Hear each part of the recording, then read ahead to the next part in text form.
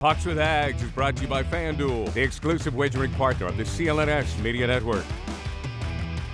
And welcome to another edition of the Pucks with Haggs podcast. As always, I'm your host, Joe Haggerty. You can find my stuff on joehaggerty.substack.com. Please feel free to take a premium membership on my Substack account so you can get all of my stuff, all of my Bruins content and NHL content sent directly to your inbox, and you can read it fully.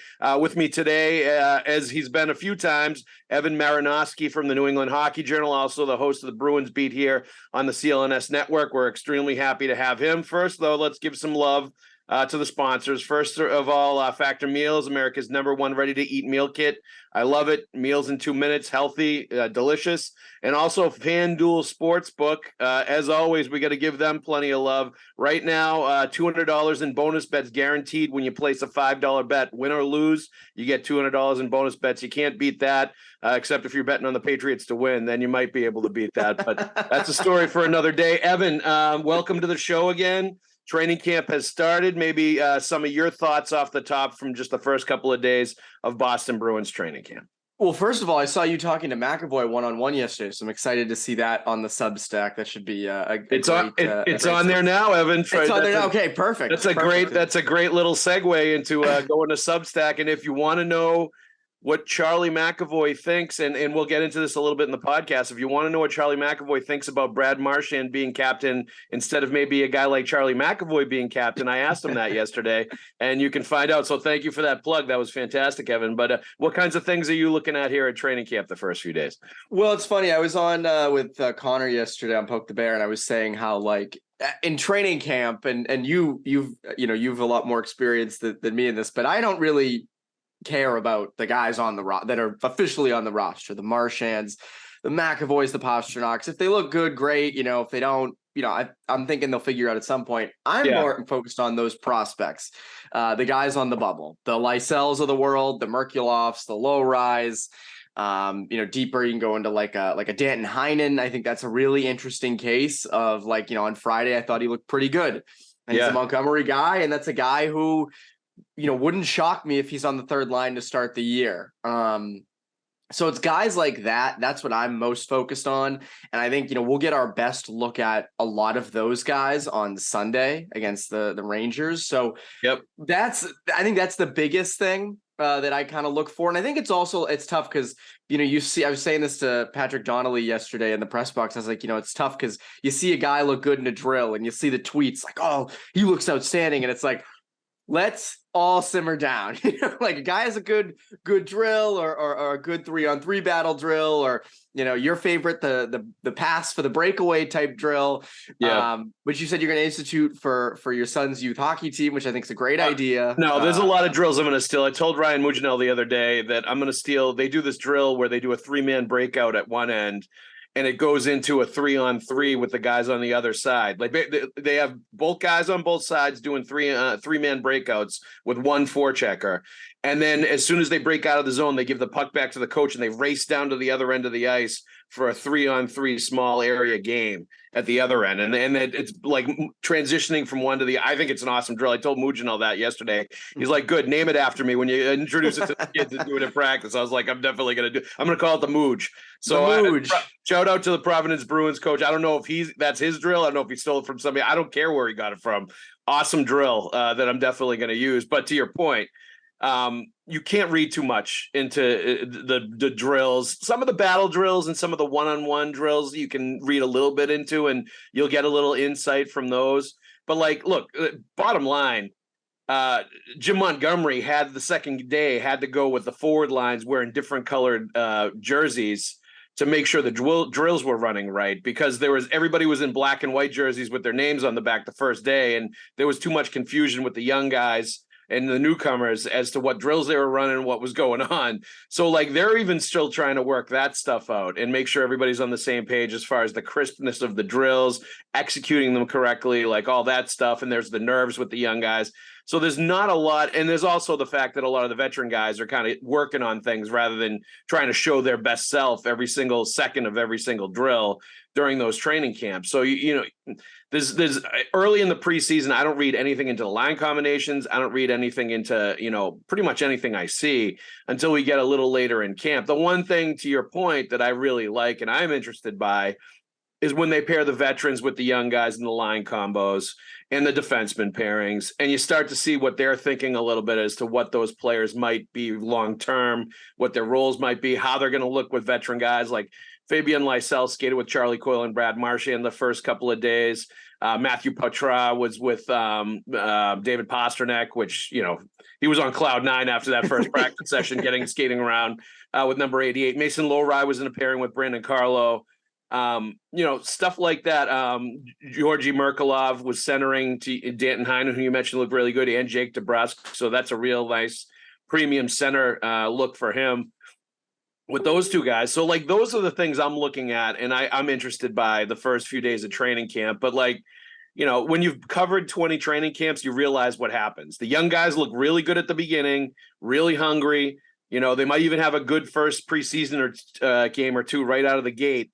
And then you steadily see as preseason and training camp goes on, the veterans just look better and better and better.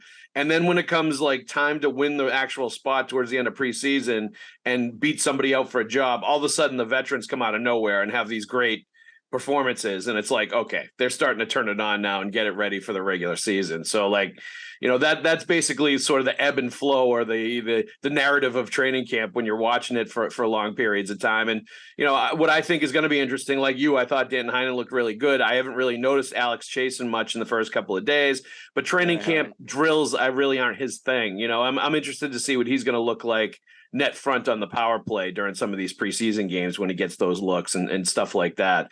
Another line I was interested by too was the Johnny Beecher centered Jacob Lauko and Milan Lucic. I thought that was a really good look for him too in a potential fourth line role. So that's the kind of stuff I'm looking at. Any of those young guys in your mind flashed for you these first couple of days? Yeah, it's funny. I won't say flashed. One guy that, and it's funny, again, you have to take these drills with a grain of salt. You have to kind of look, as you said, you have to look at them with, it's beginning of training camp. It's a drill. Everybody has bad drills. Everybody has good drills. It's hard to judge a lot off it. But there was a 3-on-2 net front drill on the side of the ice that I was on yesterday. And Heinen, DeBrusk, and Merkulov kept getting looks. And it's interesting because as I was watching Heinen and DeBrusk, they looked natural together and they were, finding each other. They were finding smart routes to get open around the two defenders. And Merkulov was having a tough time doing that. He wasn't, I know hockey sense has always been kind of an issue with him. And that's, a little bit of a red flag going forward. Yeah. But he was having a tough time. And I saw the coaches pull him aside a couple times to be like, hey, and I don't know what they were saying, but my guess is they were, Stick was out showing him, different ways to get open. And I think stuff like that you can sort of note and say, okay, the hot, the looking natural with two NHL players, not quite there yet.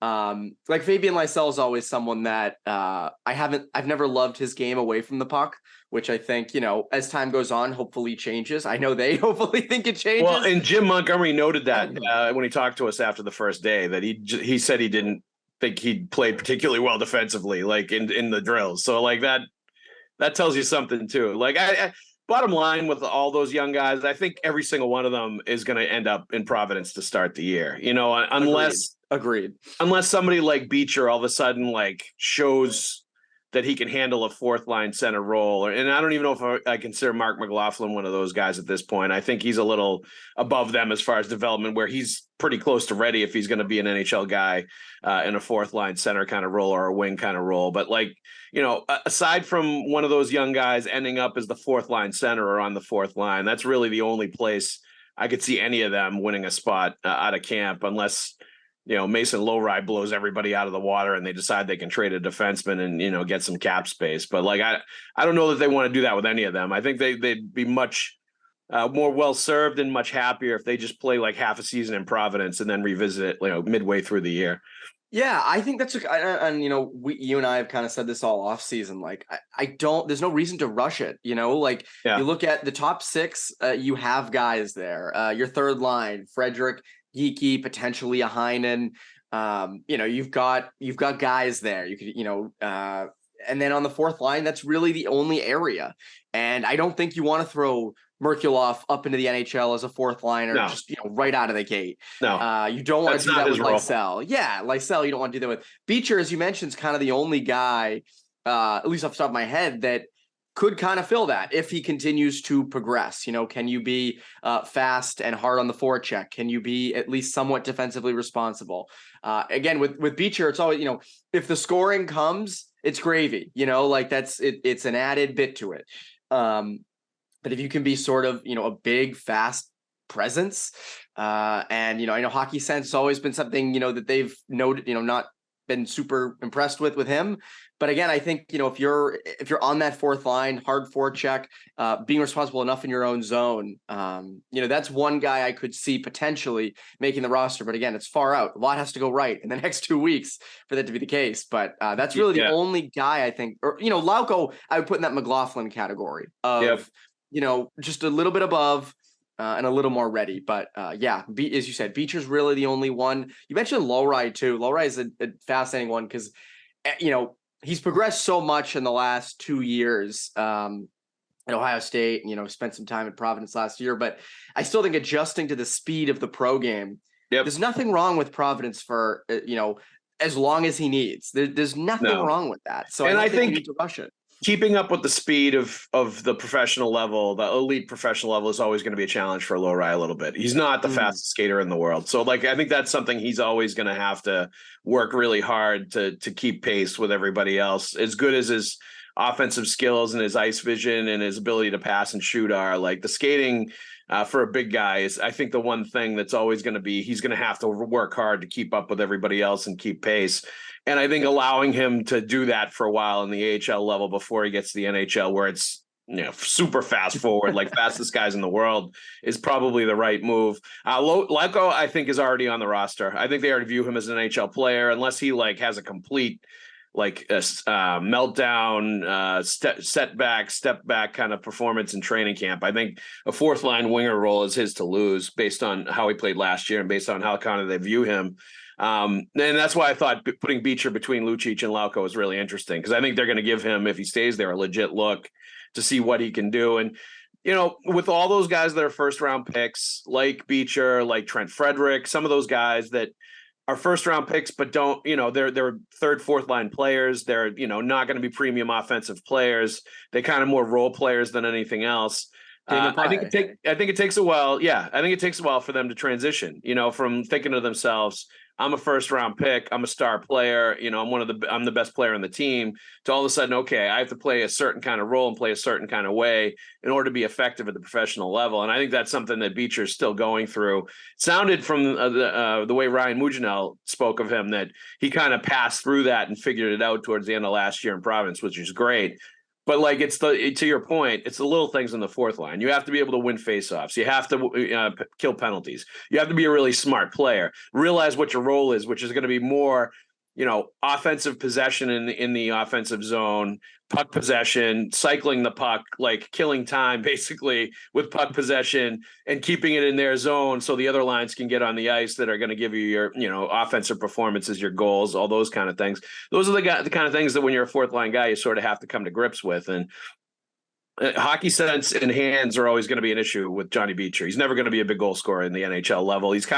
He reminds me a lot. I don't know if I mentioned this to you or somebody else, but he, to me, is like Daniel Paille, who was also a former first round pick. Yeah. The speed and the tenacity he plays with will always put him in good offensive positions. He's going to get breakaways. He's going to get all kinds of really good chances based on the speed and the way he plays the game, the tenacious way he plays the game, but he just doesn't have the hands to finish those chances that he gets often enough to really allow him to sort of elevate his game to higher levels. So once he comes to grips with that, I think he's going to be a force as a fourth line, bottom six kind of center, because the skating, he looks like Jack Eichel when he skates on the ice, just a big, long strides, so covers the ice and chews it up. The speed and the physicality and being 6'2", 210 pounds, he looks like an NHL player when he's skating around out there, you know? Snap into action this NFL season with Fanduel, America's #1 sportsbook. Right now, new customers get $200 in bonus bets guaranteed when you place a $5 bet. That's $200 in bonus bets, win or lose. If you've been thinking about joining Fanduel, there's no better time to get in on the action. The app is so easy to use. There's a wide range of betting options, including spreads, player props, over-unders, and more. So visit FanDuel.com/Boston and kick off the NFL season. Fanduel, official partner of the NFL.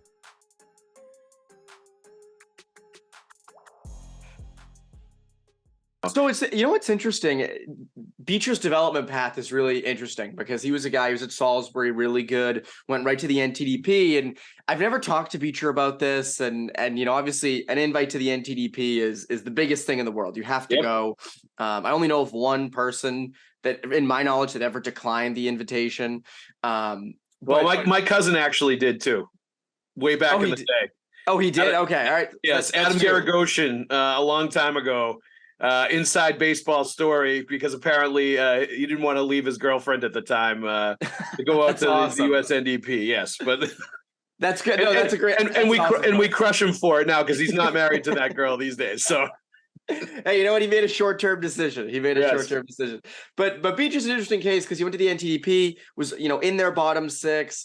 You know, went to Michigan, was in their bottom six, and you know, he's always been amongst the most talented, but you know, at a role that was a third or fourth line role, to the best of my knowledge. And I'm always curious, you know, if he didn't go to the NTDP and stayed at Salisbury and then went to the USHL, or went to a school that wasn't Michigan and was in a top six role, like, would those skills have developed? Would he have envisioned himself more as a top six guy? And it's an interesting conundrum with a lot of these NTDP kids that are on the bottom six, because those kids at, you know, prep schools, junior programs would be top six players, but they're on the national team. And Trent Frederick was the same thing. He was the bottom six center for the NDDP before he went to Wisconsin. Same thing. And, you know, it kind of, that always stuck there. But like some guys, that's just, you know, I remember when Frederick got drafted, same draft as Charlie McAvoy. And I still to this day crush the Bruins for not taking Alex DeBrincat instead of Trent Frederick. As good as Trent Frederick has turned out to be, like, that, you know, Alex DeBrincat, I think, had like back-to-back 60-goal seasons in the OHL going into that draft year. And he was a little small, but like today's NHL, small, fast players that are skilled like that are goal scorers, they play and they are effective, as we've seen with DeBrincat. But that's a story for another day. Bottom line is, like, when he was drafted, I remember Keith Gretzky, who was the head of scouting at that point for the Bruins, basically calling him, projecting him as a third-line center someday. And it was like, controversial because, like, I don't think you should be drafting guys you project as third line centers with first round picks, even if you need big bodied centers, physical players, like all that you were projecting him to be, especially with knowing that Milan Lucic was either moving on or was going to be moving on soon. And you wanted a power forward type to replace him.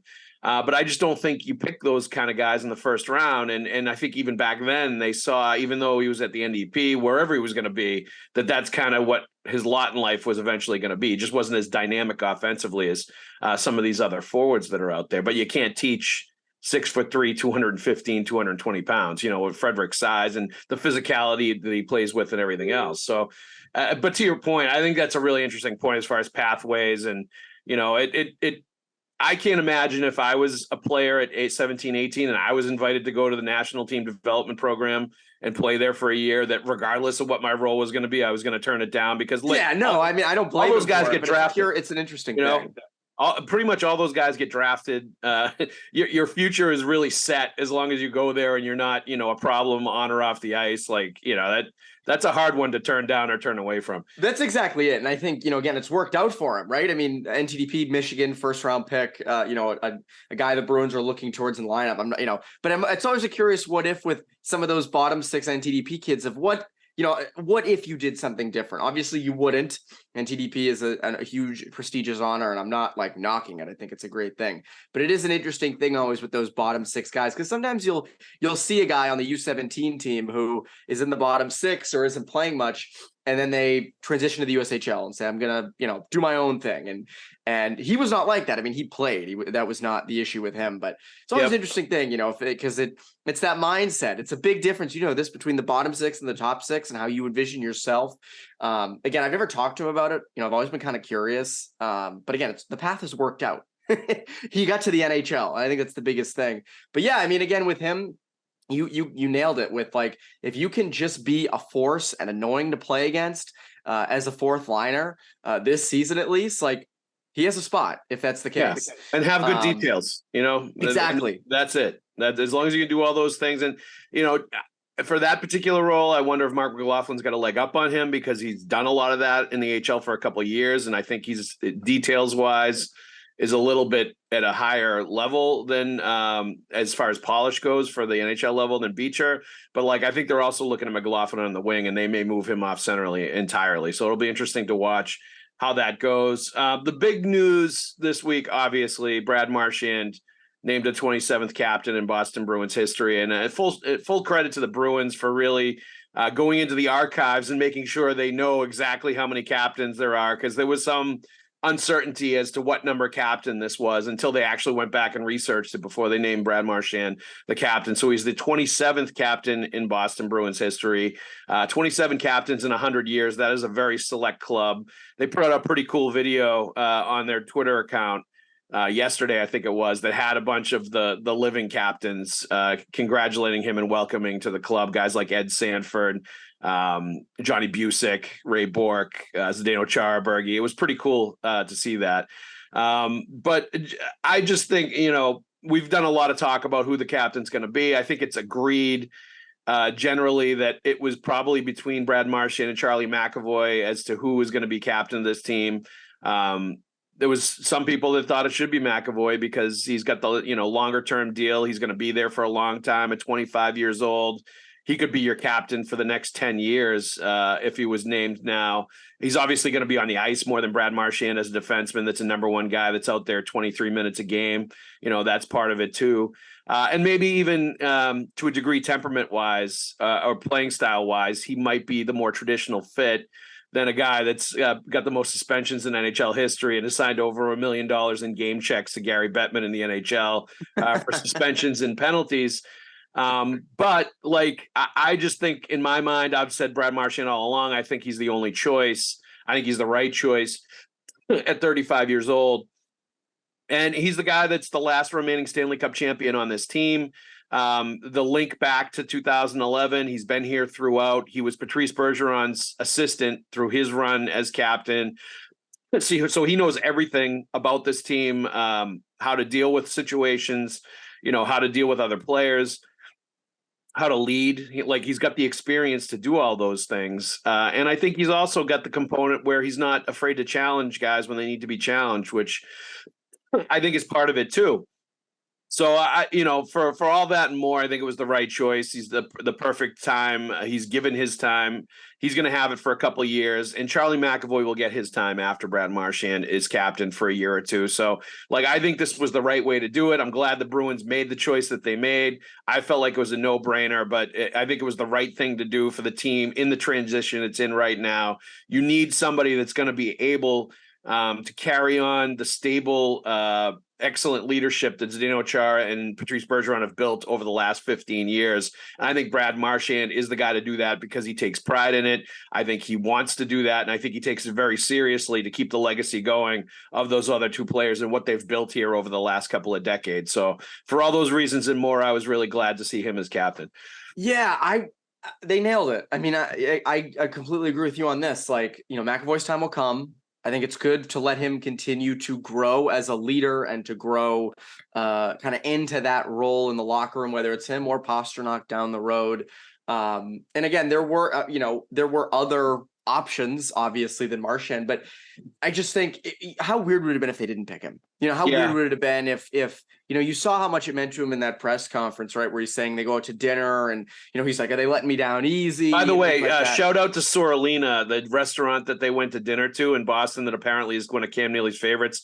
That is a fantastic restaurant. Your wallet will take an extreme dent if you start ordering bottles of wine from the wine list that they give you. Like, I think I'm still paying off the last time I went there, like 3 or 4 years ago. But excellent choice by the Bruins and Cam Neely to take Brad Marchand out to dinner. Sorolina in the Back Bay, fantastic. I've never been. Thankfully, I'm a beer guy, I guess. So the wine, I won't be. Evan, I don't know if you can afford it yet. You might still have to work up to that level, buddy. I'm telling you, the dinner bill was in the thousands when we left. It was a lot. Oh, geez. Okay, I've never been. There's clearly a reason I've never been, and I think that's the exact reason. But yeah, I mean, again, how weird would it have been if they didn't pick him? You know, how weird would it have been if he was an assistant and McAvoy was the captain, and it's like, you know, Marchand kind of is the leader of this team. And, you know, I said all offseason, like, if you're not going to make him captain, the way that this team is transitioning, why are you keeping him around? You know, he's the only piece on this roster that has legitimate trade value, a good contract, all those things. You don't trade a Brad Marchand. I'm not saying you do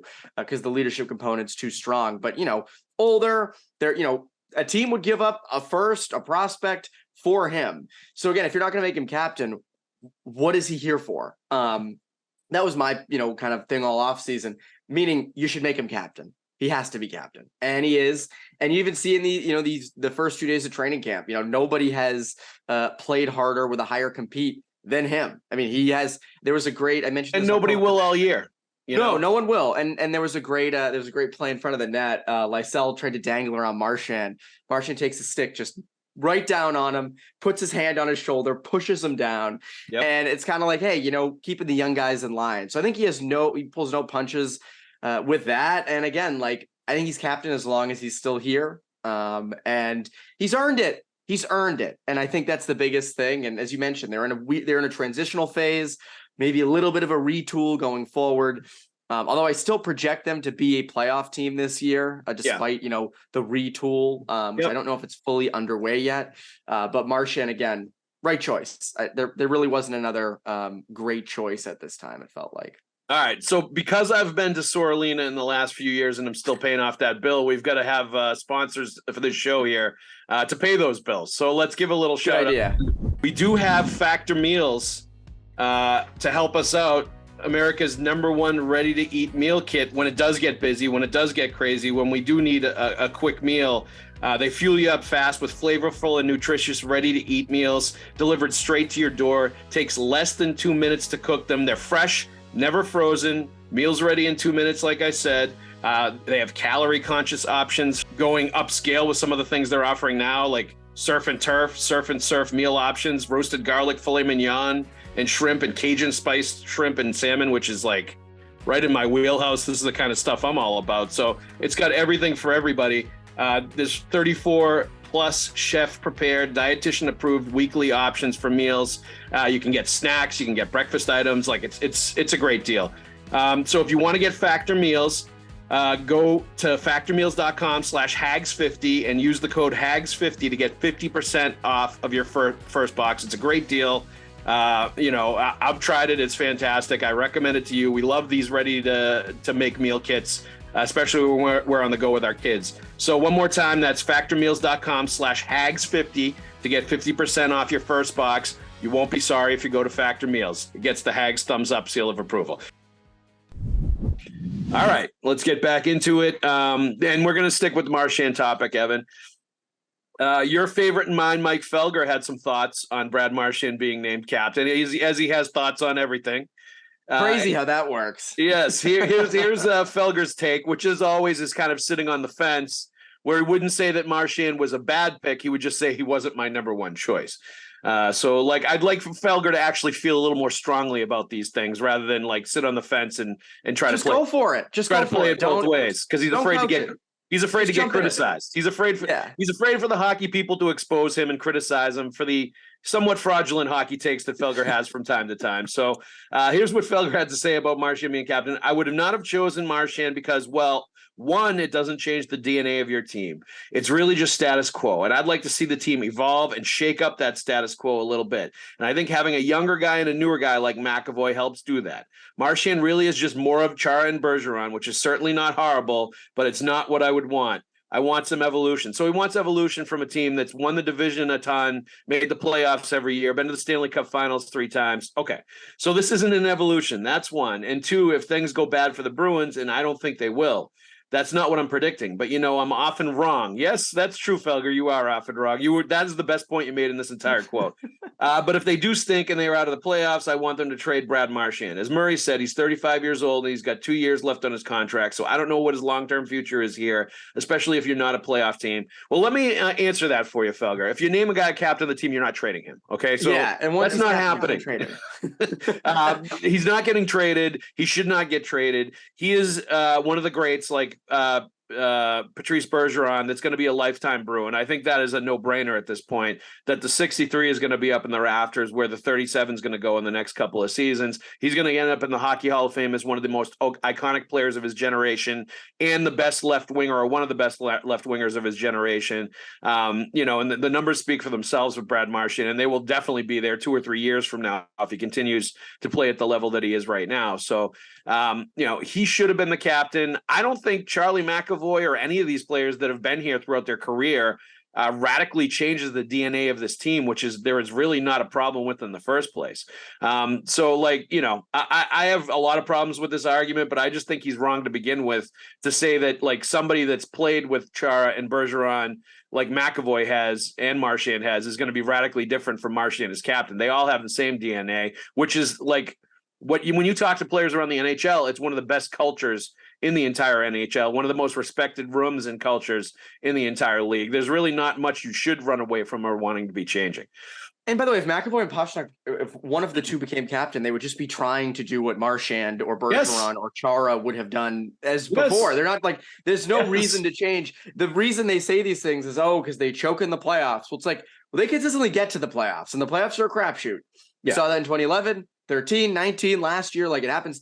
It's a crapshoot. It is a complete crapshoot. And they have the right culture to sort of embrace that crapshoot. The other thing is they don't, the roster itself is in, as we said, sort of a transitional phase.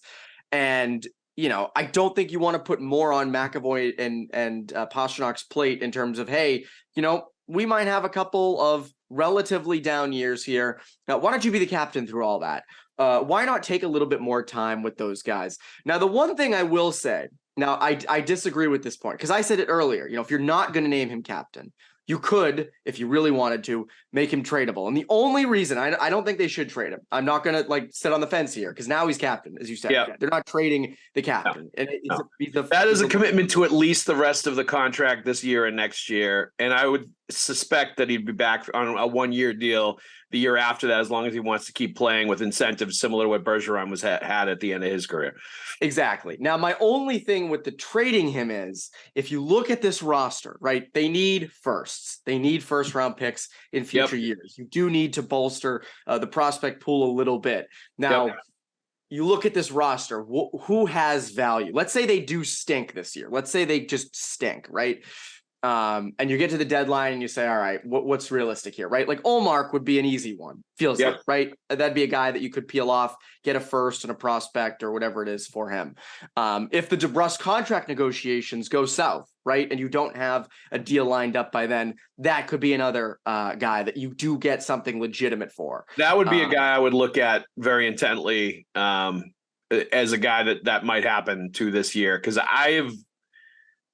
we talked about it last week, like the Bruins MO with guys like DeBrusk in their walk years, if they're not going to sign them, is there's not a lot of discussion about contracts. And DeBrusk came in, and the first thing he said at the golf tournament was, it takes two to tango, meaning the Bruins have not really had any conversations with his camp. And I know Don Sweeney said they will happen. And, I'm going to give them the rest of training camp to figure it out, have some conversations, find common ground, figure out where both sides are.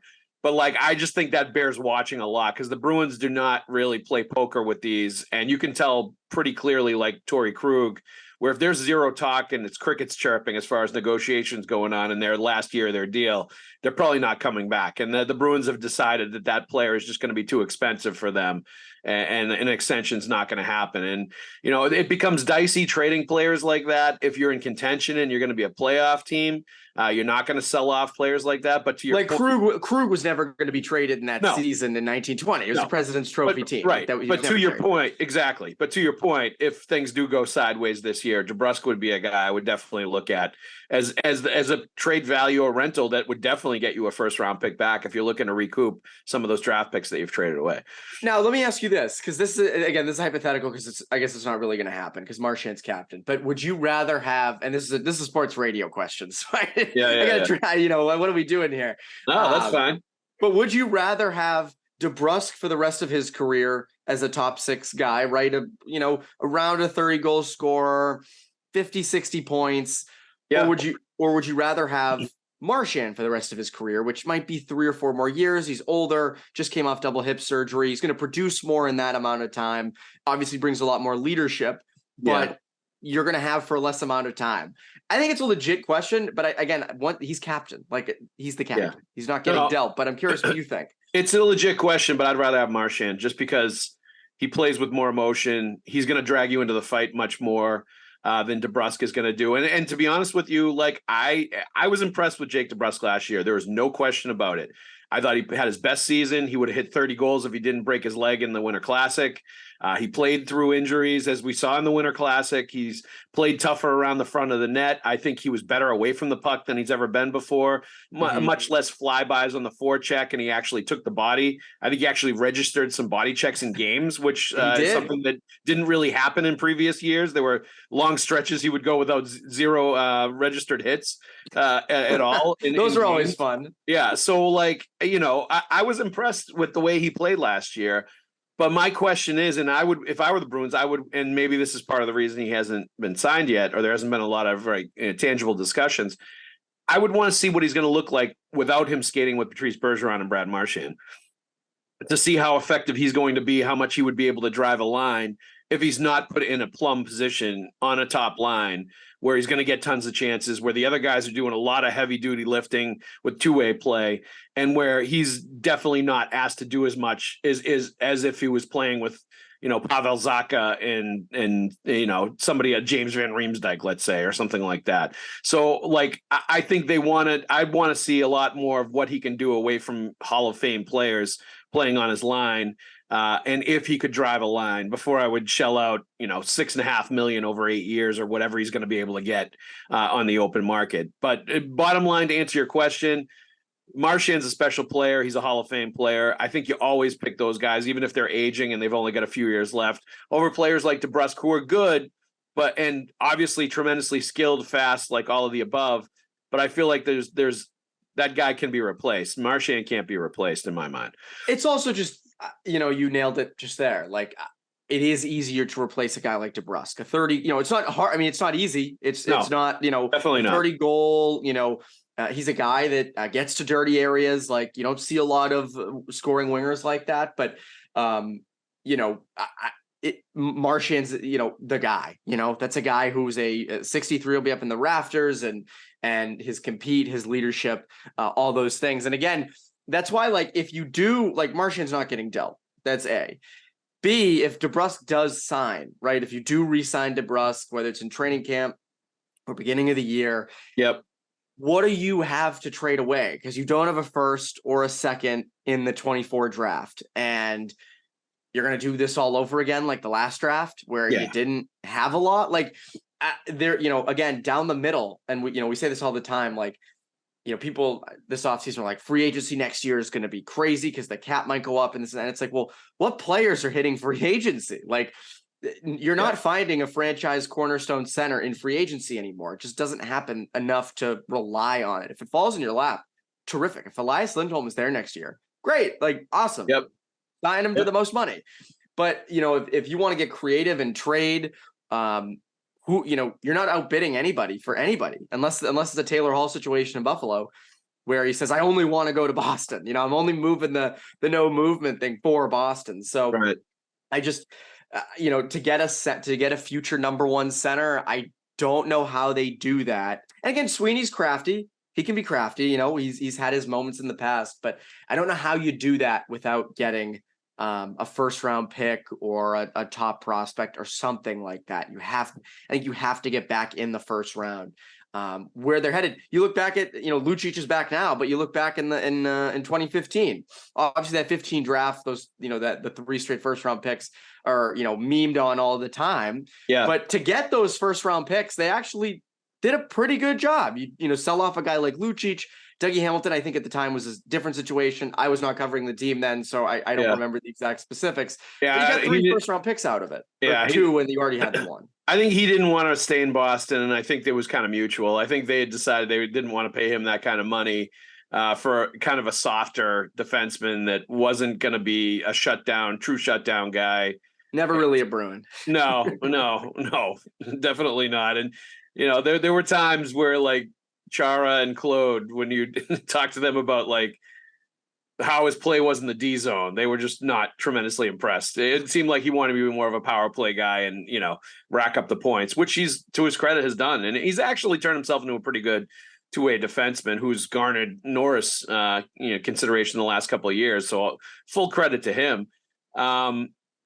Here's another quote. This one is from my piece at joehaggerty.substack.com. When I talked to McAvoy yesterday, I talked about a bunch of things. I talked about his wedding this summer. I talked about, what he worked on, which was shooting the puck more. He and the Bruins staff have identified areas, specific areas in the offensive zone where his percentages are really high as far as when he creates offense, whether it's, shots that create rebounds, whether it's shots that score from the point, whatever it is. But one of the things he focused on again this summer, and it's been a work in progress the last few years, is shooting the puck more and shooting the puck more from the areas that they want him to shoot the puck from, that create more offense for the team. He only had 7 goals last year. His career high is 10 a couple of years ago. And I think for his ability offensively, he should be scoring double digits every single year from the defenseman position. So that's definitely something that he's worked on. But one of the other things that I really wanted to talk to him about was just how he felt about Brad Marchand being named captain when McAvoy was likely the other guy that was discussed quite a bit by the Bruins when they were going back and forth about who it should be. And here's what McAvoy had to say. It wasn't until after Marchand was named captain that you sort of think more about it, because the captaincy really wasn't on my mind. I had no idea what the conversations were or when they were going to make a decision or anything. And Marshy is a guy who has played here his entire life, right? And he's built himself up as a player and as a person, and how much he's grown. I've got to see it since I've been here. He's changed, and for him to dedicate himself with 15 years to this organization and to bettering himself on and off the ice every day, he's somebody that's waited for his turn, and he was due.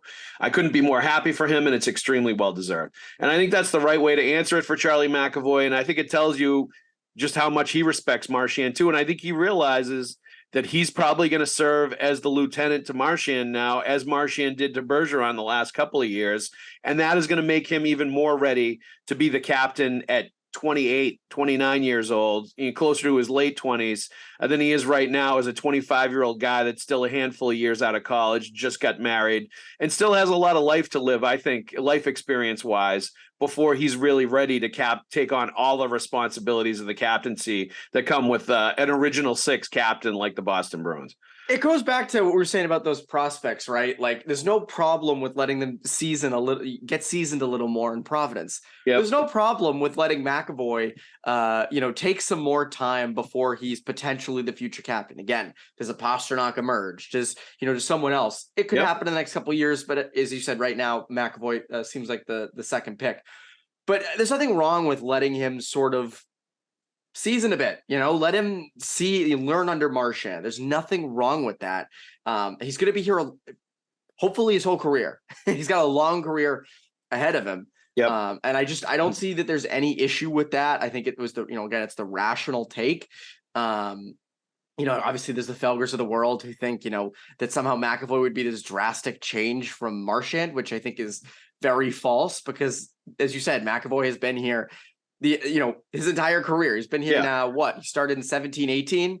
So that's, 6-7 years now, which is crazy. That's been 6 seasons. Here's a quick lesson from Mike Felger. Guess what? The guy that's been here for 5 or 6 years and learned leadership from Zdeno Chara, Patrice Bergeron, and Brad Marchand is going to lead just like Zdeno Chara, Brad Marchand, and Patrice Bergeron. If you want a different kind of leader, you're going to have to trade for some star player for some other team, bring him in here and slap the C on him. Kind of like what you did with Zdeno Chara when you wanted to change the the culture in 2006 when you threw a ton of money at him, got him from Ottawa, kind of guaranteed him that he was going to be the captain and selling him on coming to the Bruins, and then stuck him here for 15 years and turned things around. That's how you change the culture. You're not going to change the culture by taking players that you already have and naming one captain instead of the other. It's ridiculous. It's ludicrous theory and take from him.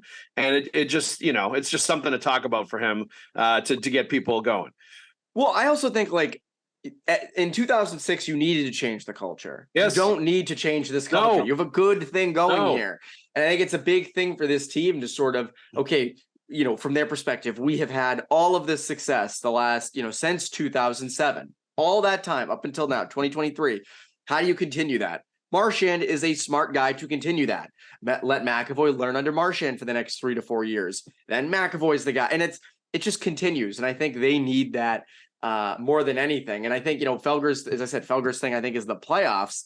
And it's like, you got to get to the playoffs first. That's the biggest thing. You got to actually get in. Yep. And, but yeah, I mean, again, from McAvoy's perspective, I think some extra time as an assistant, I don't think is going to hurt him. I obviously didn't hurt him long term here. I don't think he's gonna say, I gotta leave, I want to go be a captain right now, trade me to St. Louis or somewhere else. But yeah, again, I just think, and the other thing you mentioned about McAvoy is finding smart areas in the offensive zone to produce offense, I think is really interesting because again, he's a guy that I remember Fluto wrote a story about him. It was either last year or the year before.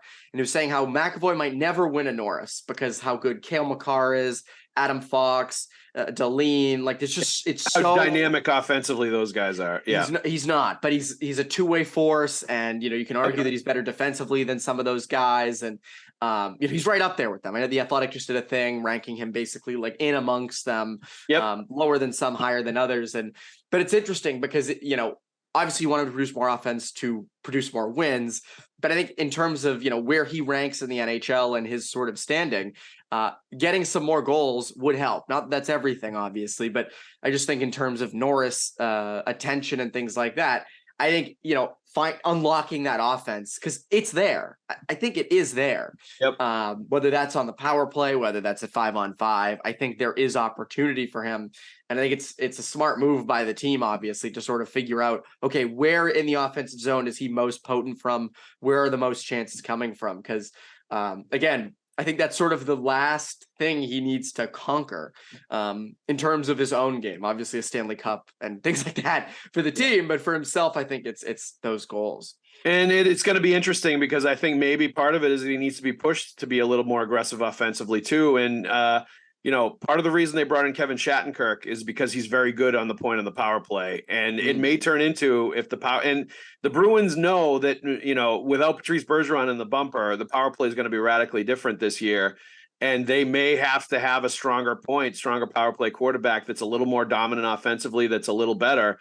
And I think Shattenkirk is going to provide that kind of competition and either push McAvoy to be more productive offensively and more aggressive shooting the puck or replace him on the first power play unit. I think that's something that definitely could happen over the course of the year, just given the way Shattenkirk, his experience and what he's been able to do when he's been on the power play before and running the point there. So, and I think that was a big selling point on him coming here because he's certainly not a Connor Clifton type defenseman.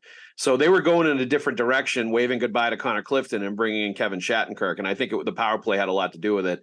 Last thing here, last segment, and it's the Twitter question of the week, and it's not sponsored yet. So if you're listening right now and you want to sponsor the Twitter question of the week, hit up CLNS, hit up Guy Neer, get in contact with him and the rest of the boys there at CLNS, and you can sponsor this if you want. But it's from M Hall 333. And it says, is Lucic too old, slow to be a top 9 forward? Everyone's got him as a lock on the fourth line. I don't think he's too old or slow to be on a third line. It depends on what your third line to be.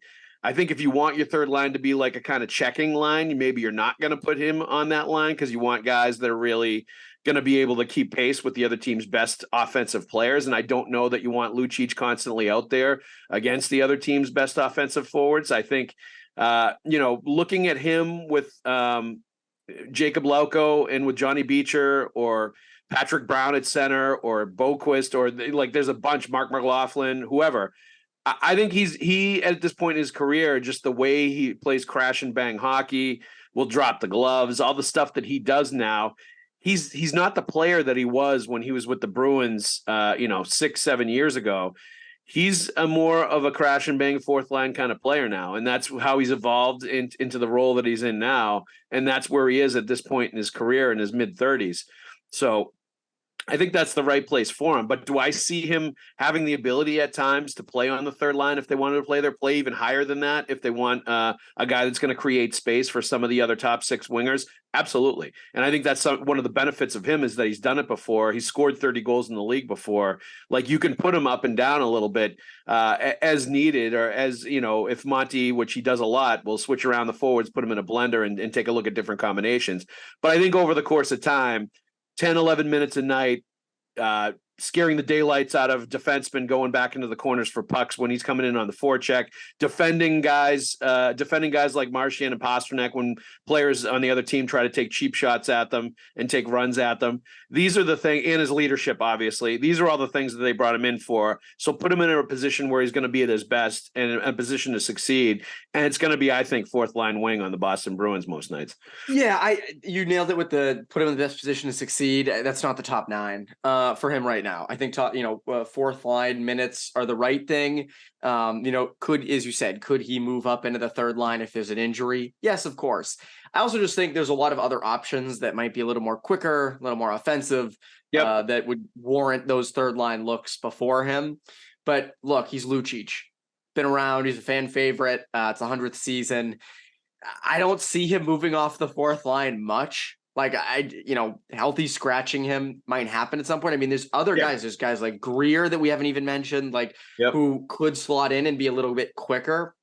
But fourth line is the right spot for him. And I think they want him in the lineup. They have him in every promo. He was at the JetBlue fashion show.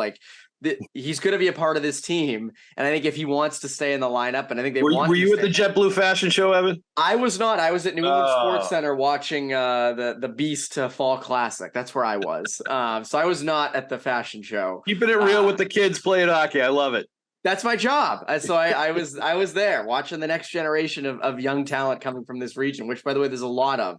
I've heard about that when we talked about this yesterday. That Junior Eagles U14 team with. Jim Montgomery's son, Jay Pandolfo's son, and Freddie Meyer's son. Sounds like they're pretty legit.